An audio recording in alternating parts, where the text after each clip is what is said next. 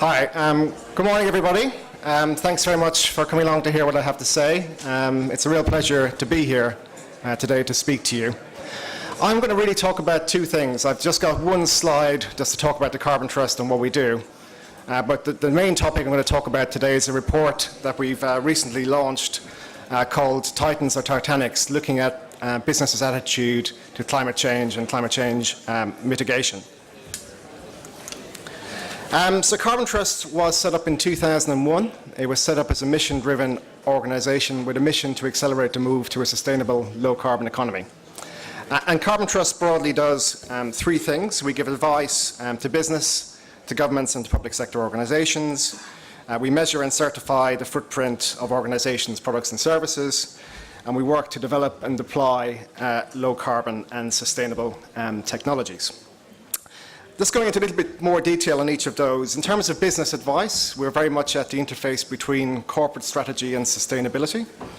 We're very pleased to be working with a number of organisations in Ireland, including Glanbia, Boardbia, ABP. In terms of government advice, the type of things you'll see us doing, for example, in South Africa, we've helped to set up a £10 million energy efficiency support scheme for business. Or indeed in Brazil, we're working with the government there, looking at where the Brazilian government would invest to drive green jobs. In terms of public sector, we've probably worked with every major public sector body in the UK. Typically, we're focused on cost saving and carbon saving with that group. And typically, we've worked to reduce energy cost and carbon by about 25%. In terms of measurement, we've worked with some 1,000 organisations to measure the footprint of their direct organisation, from GSK, as we've heard earlier on, to Marks and Spencer's. We've also measured the footprint of some 40,000 products and services, from a Dyson hand dryer to a Samsung phone.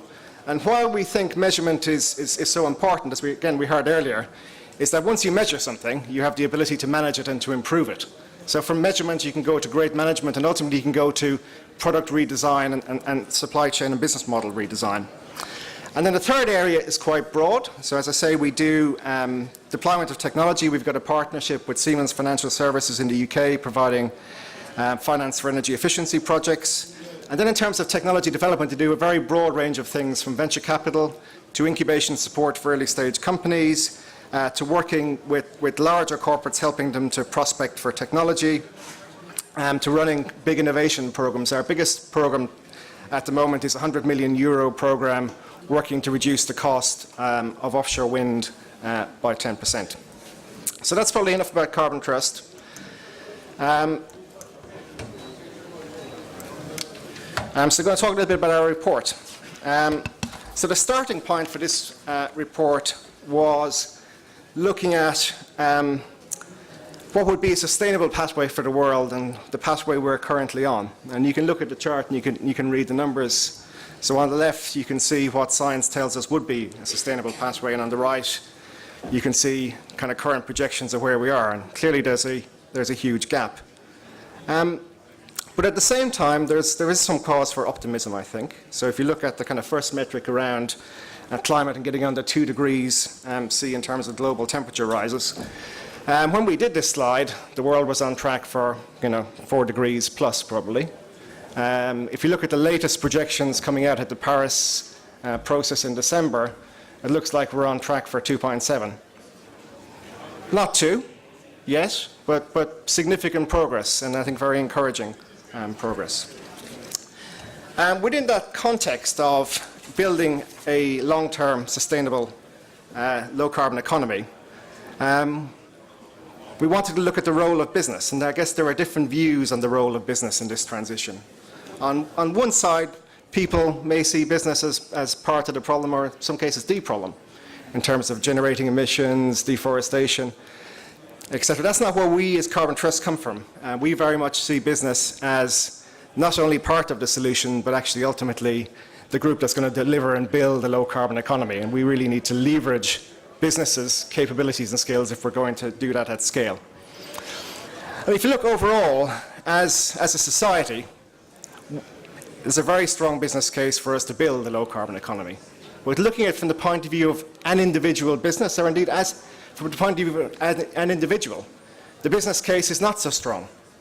And the focus of this study was to really understand the motivations and drivers within business and where this stood in terms of their medium and long-term agenda.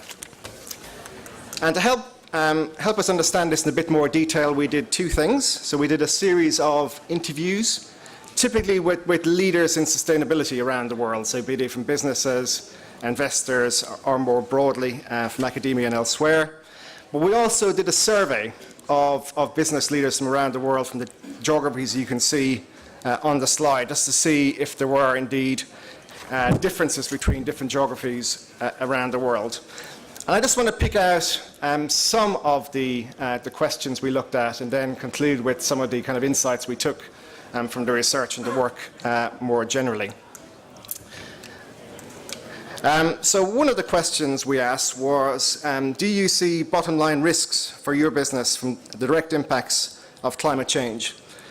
And what you see on the left-hand side is the kind of overall results. And you can see that businesses generally see a reasonable amount of risk today, and they see that risk increasing significantly over time.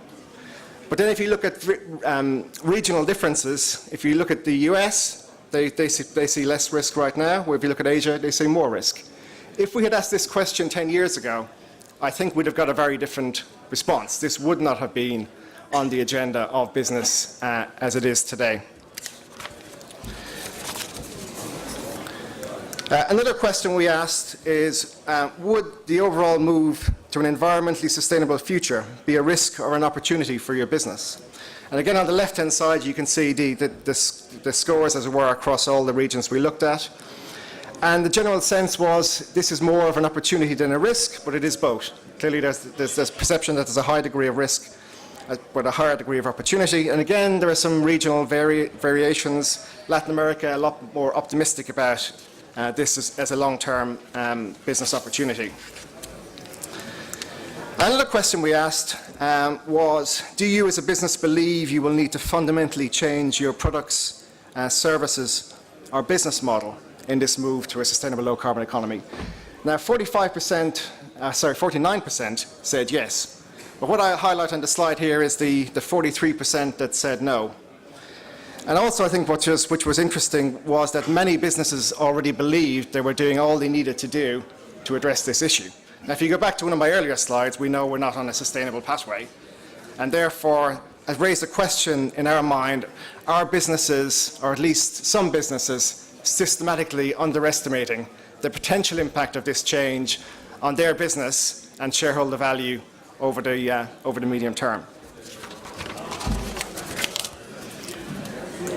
We also wanted to have a look at the drivers or the influences on business. So we asked, which of the following groups do you think are most important in terms of driving a step change in environmental sustainability? And if you look at the little triangle in the middle of the chart, what it's saying is that from the businesses we surveyed, they felt that consumers was going to be the biggest driver, not a huge surprise, followed by government, followed by investors. But also interestingly, if you look at the little bubble, there was a perception that the demand from consumers, that regulation from government, and indeed interest from investors would increase significantly to 2020. So as well as looking at the kind of external view, we wanted to gain a better understanding of how businesses were kind of thinking about the issue internally. And we characterized this as the two realities.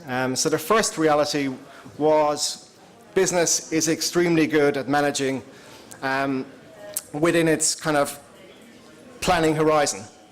Typically 3 years for many businesses.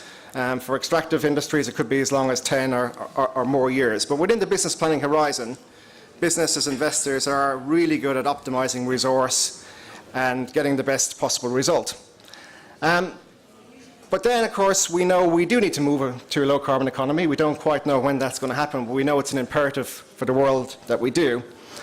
And if you look at kind of the articulation of a kind of a longer-term strategy within business in general. Now, there are exceptions, and I'll talk about that in a minute, but in general, we found that the vast majority of businesses don't really have a clear articulation of what the long-term or medium to long-term sustainable future is for them, and therefore they can't really articulate how they go from where they are today to where we would say they need to be to both maximize shareholder value and to deliver a sustainable world.